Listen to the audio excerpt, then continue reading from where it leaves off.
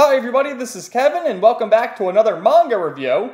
And once again we're going to be taking a look at Fairy Tail with Volume 3 from Hiro Mashima, which sees our heroes go up against their first real threat in the Dark Guild of Eisenwald and its leader Erigor. But before we get into this volume, let's do some recap. So, Volume 1 was essentially just an introduction to the world of Fairy Tail, and our two main characters, Natsu and Lucy, as they met, and Lucy joined the guild, and all sorts of fun stuff there. So, with Volume 2, we also got introduced to some more new characters, who you see on the cover here. To the left, you have Grey Fullbuster, who is Natsu's longtime rival. And it's funny the fact that he's an ice wizard and Natsu's a fire wizard, so they go hand in hand together. Although, you know, fire would always beat ice, don't you think? It's water that would beat fire, but that's beside the point. So, the two of them have been buddies for a long time, and, well, I say buddies because we find out a little later that, you know, it's a little more of a friendly rivalry. And then, of course, you have Urza Scarlet on the right there, who is the strongest female wizard in Fairy Tail. And, you know, I guess the mere mention of her name gets people quaking in their boots. So, what happened was Natsu, Lucy, and Happy infiltrated this Duke Everlu's mansion and uncovered this book for a client and did all sorts of crazy stuff there. And then made their way back to the guild, where they met Urza huffing and puffing, saying she was tailing this dark guild known as Eisenwald, and she needs help, so she was requesting that Grey and Natsu go with her, where they can ambush the Eisenwald Guild at Magnolia train station. So then you also had a great scene too of Natsu on the train, and we had established on the very first page of the very first volume that Natsu can't stand any kind of moving vehicle because he has motion sickness, and he literally can't do anything. He just sits there and looks like he's going to throw up half the time. So, you know, that's his one weakness. I wonder if that's going to be like a running gag throughout this whole series, because we've seen it early on. I wonder if it's going to continue as things progress or he gets over it eventually, but we'll find out. So anyway, it ended with them confronting Erigor and his goons at Magnolia train station, and he has this flute called the Lullaby Death Flute, which if you play it, it inflicts a curse and just kills anybody who hears the song. So, also last time we met this guy Kageyama, who's like the second in command to the Dark Guild. So, Erigor flies away, and Urza says, you know, Grey, Natsu, you gotta go after them. And the two of them are like, no! We're rivals, we can't do that. And then she's like, are you listening to me? And like I said, anytime she does anything, everyone's fearful of her because, you know, she's that tough. So then we get introductions to some more Eisenwald lowly members. We have Rayul, Biard, and Karaka. And Urza's ready to do battle. And we learned also that she's a re-equipped wizard. So what she does is she can wield any kind of weapon and sort of just re-equip it and change the weapon and armor at will using her magic. So she just sliced and diced everybody. No one's a match for her. And like I said, with the re-equipping, she can change her sword into a spear. You see right there. Then she's dual-wielding right there. And Lucy's just watching like, whoa, she's just amazing. She's truly amazing. Then she gets like the two-handed, you know, great sword. And then, you know, there's too much trouble, too much men there. So she decides to re-equip her armor. And she has this sexy transformation here. And you look at the goons. Whoa, her armor's disappearing. And Lucy says, is it a seduction act? And what happens is she, you know, takes her armor off essentially and becomes like this, almost like an angel, like a goddess there with that. And all these swords, there's like 10 swords there. And I guess they call this transformation the Knight. So that's pretty cool. Great drawing of her right there. She looks beautiful. And you look at the goons, wow, whoa. And she does the circle sword dance. And they also call her, they give her the name, you know, they see her now in this outfit. So they call her the Fairy Queen Titania Urza, and she has this reputation known as Titania. So she makes quick work of them and just defeats them all, but her magic energy has been completely drained because what happened was after they left Natsu on the train, you know, because of his motion sickness, he couldn't move, they forgot about the poor kid. So she summoned like this magical carriage, which she was, you know, going back to get Natsu. But that drained her magic energy. So now that she did her transformation and took care of the whole goon squad there, she's completely drained her magic energy. So she's down for the count right now. So it's up to Natsu and Grey, and I guess Lucy, who's just standing on the sidelines of Happy. So like I said, the two of them, fire and water can't combat to do anything. That's impossible. Oh, what's he talking about, fire and water? Because Grey's the ice wizard. So they decide to split up and look for wherever Erigor is. They got to look for the communications room to wherever he's broadcasting the music. So he makes his way here, and it's completely empty, and he's thinking, whoa, this is where Erigor would be, right? This is where we would broadcast the music. Not the music, but the curse, the Lullaby Death curse. So he gets ready to battle this dude. And meanwhile, it cuts over here to the conference of the Regional Guildmasters League.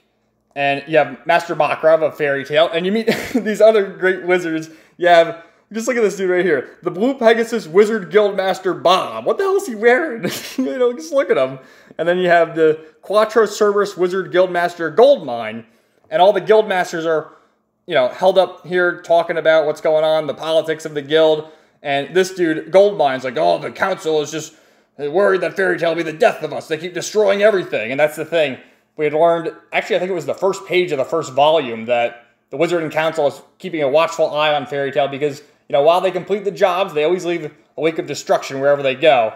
And then the Master's getting a little tipsy here. He's like, the things I want to pound are Lucy's jaw. It's just like, what the hell are you talking about, dude? So then this owl comes with a letter from Mirror Jane, and he starts, oh, that Mirror Jane, she's just the hottest. Oh, she's the post, and she was in a bikini or something on the poster early on, too. So he starts reading the letter, and what happens is Mirror Jane says, oh, Urza came back to the guild while you were gone and formed this team with Natsu and Gray, and they brought Lucy and Happy to go with them as well. Isn't that just wonderful? The most powerful team in Fairy Tail. And then after he finishes reading it, look at him, he starts sweating, he's like, no, what's wrong with them? And he's just having a heart attack because he knows Urza alone would just destroy everything. And Natsu, too, because at least Urza has, respect to her. Natsu just destroys everything because he doesn't know what the hell's going on. He has limitless potential, it seems. So, Urza gets a megaphone and tells all the people at the train station to get the hell out of here because they have this evil curse and they're going to kill everybody. Whoa, we got to get out of here. And then Aragorn shows up in this cloud of smoke. We learn that, well, let's not get ahead of ourselves. So it cuts back over here to Gray doing battle with this dude.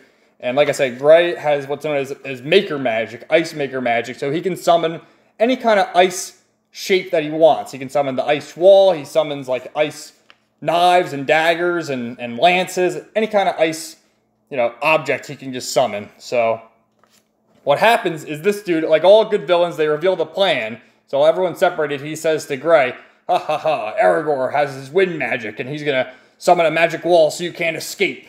And Urza's realizing that now because, of course, Natsu and Gray are inside. Urza's outside, and she sees Aragorn. He's like, yes, I wasn't going to play the flute here. I have a more dastardly plan. Ha ha ha. And he speeds away. So while this is going on, of course, Aragorn's not revealing his plan, but his stupid lackeys will. And Gray's defeating the other dude. And he says, what's the idea here? You were going to kill the people. You got the broadcast system here. What's the big idea? And he says, oh, what's going on in the town of Clover? Don't you know? And as they're doing this, Gray's thinking, wait, you can't mean Clover, that town? And it cuts over here to the old men. He calls them the old men, but all the guild masters, Makarov, Goldmine, and of course Master Bob of the Blue Pegasus Guild, who, what a guy he is. So Gray's completely pissed off. How can you do that? And he decides to use his Ice Maker magic to freeze this dude's head. You'll learn that there is a guild more terrifying than any dark guild, and that's Fairy Tail, of course. So everyone's been defeated.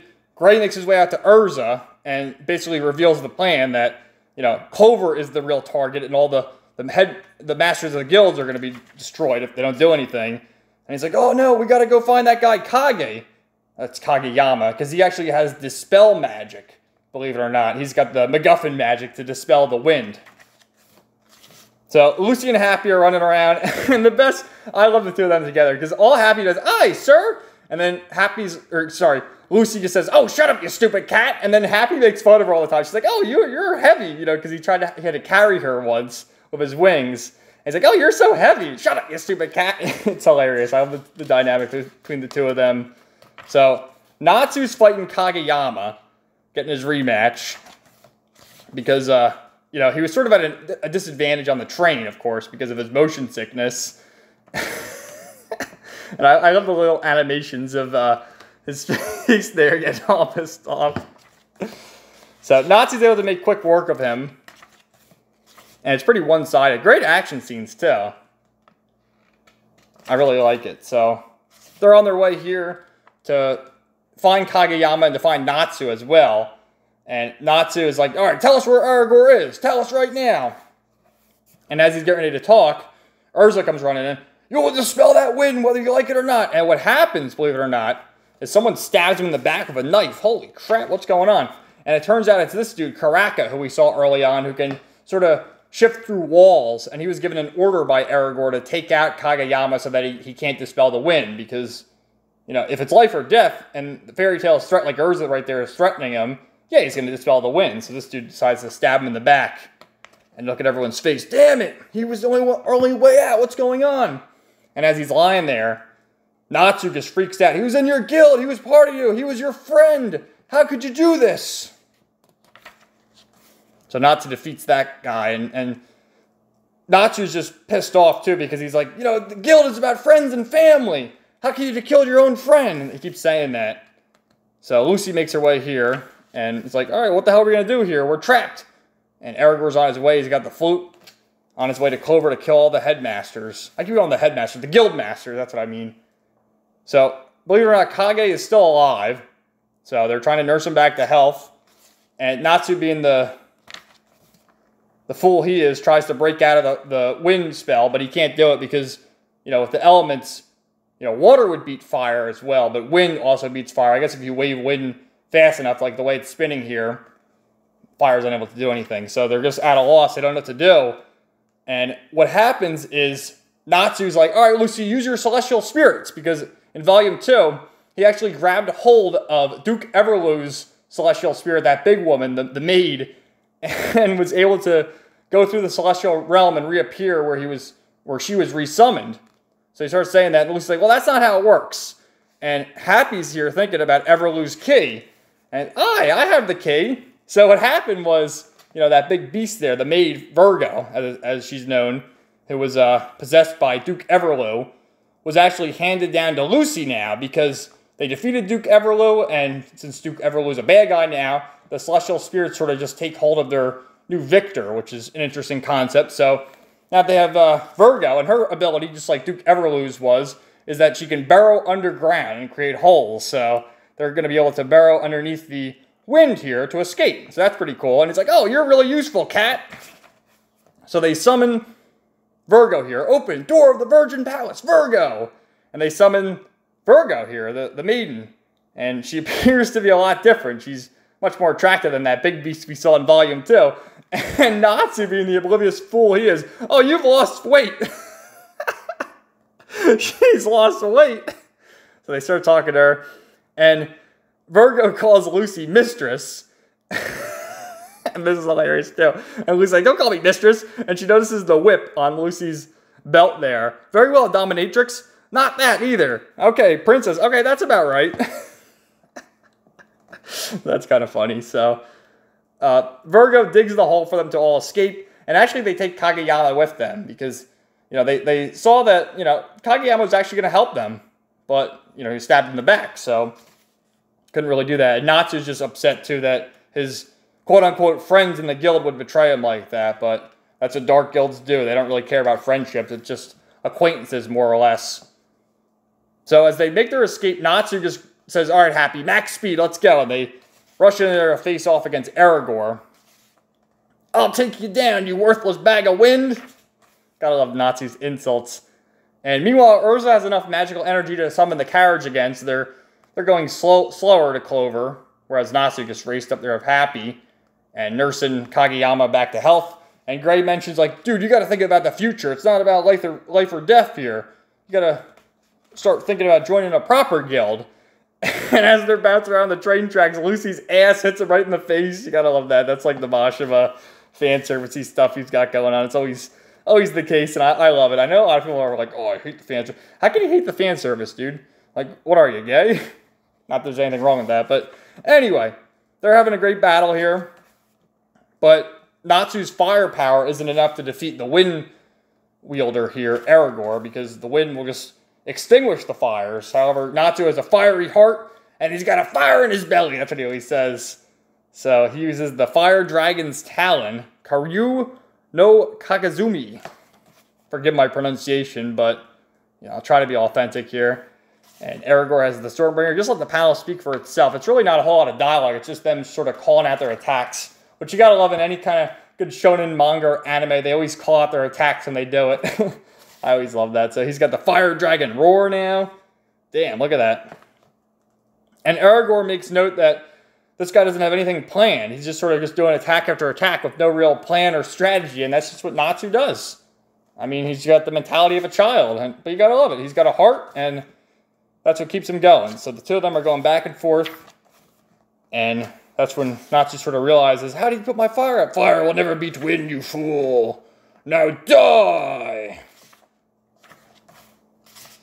So, some great action scenes, like I said, and look at that. I love the intensity of his face right there, too. Very nice. But what fuels Natsu's rage here is the fact that he wants to kill the old men, and more in particular, Makarov, or as he called him before, Gramps. And that's the whole meaning behind his power here. And he says, you don't have the guts to fight them. You don't have the right to be here. So, he just unleashes, ah! I think that's like him powering up. Damn it! And then what is Happy gives his 2 cents to Peanut Gallery. He says, "Give it up. There's no way you can win. Why don't you let Gray do it for you?" What did you say? I will never let Gray. Ah! So actually, Happy was the one who triggered his power up there. The fact that he said, "Oh, Gray's better than you," that fueled his rage to be better than his rival. So he does the Fire Dragon's Sword Edge, and he headbutts Aragorn right in the stomach there, and that's the fatal blow. Aye, sir!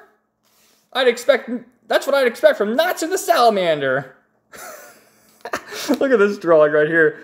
You said, I can't win, and then something or other about Urza, right? Wow, Natsu's memory is worse than a cat. Oh, I love it. So, and then he sees the flute just lying there. And what happens is the whole gang makes their way here, and they see that Aragorn's been defeated, and Kageyama's like, what? How the hell could Natsu defeat him? But Natsu did it.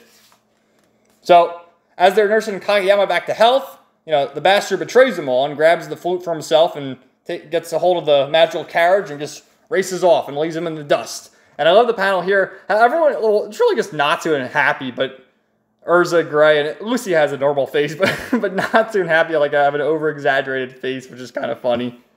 So Kageyama makes it over to the Guildmaster's meeting, and Makarov's a little tipsy. They've all been drinking, having their fun, and what happens is, Kageyama's getting second thoughts here because he sees how the Master seems to be a nice guy, and then he says, "Oh, I'll play a song for you. You better listen well."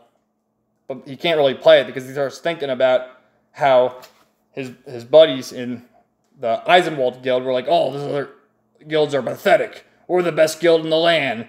And then he also thinks about what Gray said, what Urza said, and even what Natsu said, which hit him the most. The fact that his own supposed friend betrayed him and stabbed him in the back. And he starts sweating and he can't do it. And then they make their way here, and then Master Bob of the Blue Pegasus is like, "Shh, we're getting the best part. Stay there and watch." I don't know what the deal is. If he's like a transgender or a cross-dresser or what the deal is with him, but my God, because he has like cleavage there, or is he just fat? And then he says like Natsu and Gray are just the kids. Oh my God. So what happens here is Makarov knows what's going on. He definitely knows what the flute is because he's an old wise wizard. I'm not sure how old he is, but he's been around and he knows what's going on. So he gives like a heartfelt speech to Kageyama and says, guilds are what make us stronger, and the camaraderie and the friendship keep us going. And, you can't really take this easy way out. So he drops the flute and says, "I've lost." And he's just closing his eyes saying, "I changed that young lad's ways." Meanwhile, you have this crew. You have Urza, who's like the only respectful one. And just look at Natsu with his teeth. "Hey, old guy, old man." Old guy, he's the master. What do you call him the old guy for? And then Makarov's like, "No, what are you three doing here?" Crazy, man. So then, the freaking flute starts talking. It says, "All you wizards are cowards. I can't stand this anymore. I myself will feast." And Lucy and Happy are like, "What the hell's going on? A flute's talking?" And then the flute actually takes the shape of the lullaby spirit itself. "I will feast upon all of your souls. And again, the only serious person here is Urza. Look at Natsu, look at Makarov. Even Makarov's terrified. Lucy happy and gray. Oh man. So they got to go up against this evil spirit, the lullaby spirit who's manifested a shape here. And I know some people in my comments have criticized the cartoony art style, but I legitimately laughed out loud reading this. I really do.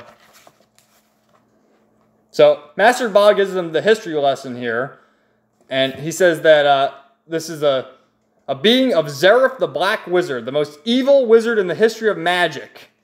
It's Zeref's magic. So I wonder if we'll be hearing that name later on, if Zeref is like a major threat, if he's still even around.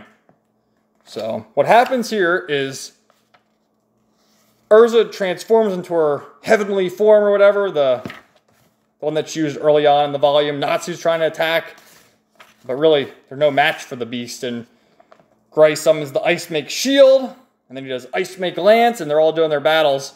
And Lucy's just standing by. She doesn't really know what to do because, you know, she's never really been in a battle before, especially something like this.